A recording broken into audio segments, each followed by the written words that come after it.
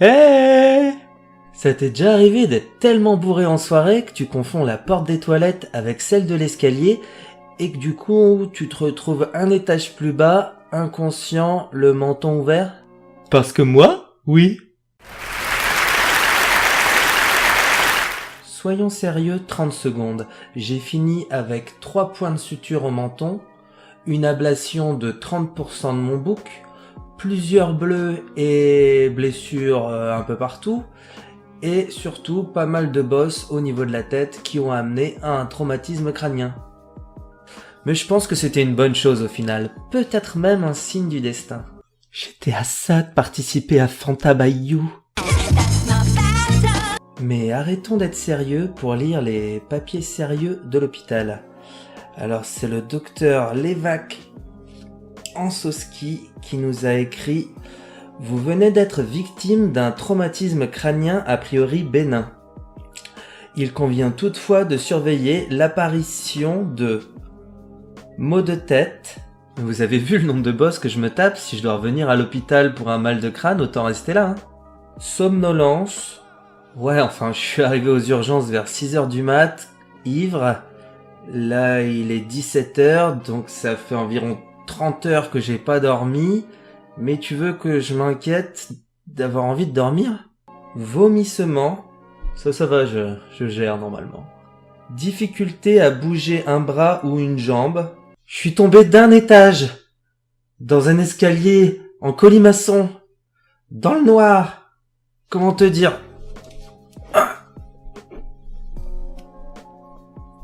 Sensation anormale d'un membre. Colimaçon. Trouble de la vision. De ce côté-là, tout va bien. Rien n'a changé. Du moins depuis la fois où j'ai confondu les toilettes et l'escalier. Démarche anormale ou instable. Mais le mec qui a écrit ça, il a pas regardé cette vidéo ou quoi? Désolé, je suis encore un petit peu... Dans l'un ou plusieurs de ces cas, regagnez l'hôpital rapidement pour y être examiné et avoir un scanner crânien si nécessaire. Qu'est-ce que je fais du coup? J'y retourne? En tout cas, un truc rigolo mais qui est pas sur leur liste à la con là, c'est que depuis que ma mâchoire elle a renflé, ma bouche elle s'ouvre de travers.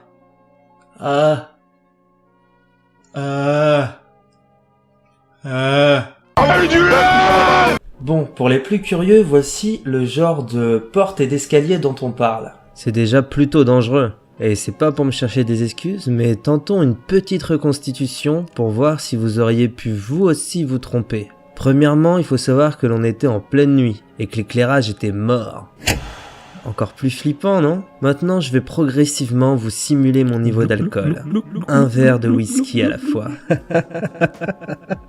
Ah, vous aussi, vous le voyez. Je savais bien que j'étais pas fou. N'empêche, j'arrête pas de me demander, est-ce que je suis tombé en avant en cherchant l'interrupteur des chiottes? Ou alors en arrière en tentant un petit pipi assis viril d'homme bourré en toute sécurité? Tout ce que j'espère, c'est que j'ai pas pissé partout dans l'escalier avant de tomber dedans en essayant de tirer la chasse. Oui, je sais, ça aurait été rigolo d'illustrer ces petites scènes en les filmant, mais moi je vous le dis, je suis pas prêt d'approcher un escalier. En tout cas, je ne fais sûrement pas cette vidéo pour prévenir une énième fois les enfants des dangers de l'alcool. Je veux dire, c'est génial, allez-y. Et je ne fais sûrement pas ça non plus pour vous dire de boire du Fanta, tous les bienfaits du jus d'orange, avec de délicieuses bulles et sans la pulpe dégueulasse.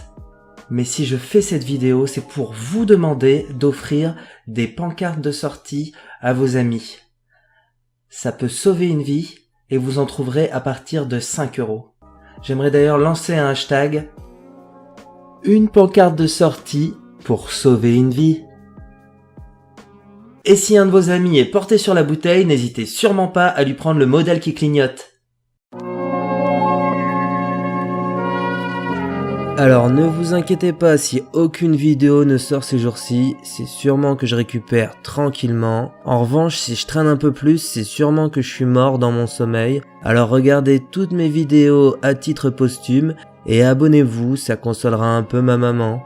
Je voulais aussi remercier Margot et Blacky qui ont géré pour appeler les pompiers et qui ont fini par dormir aux urgences. Je vous fais des bisous.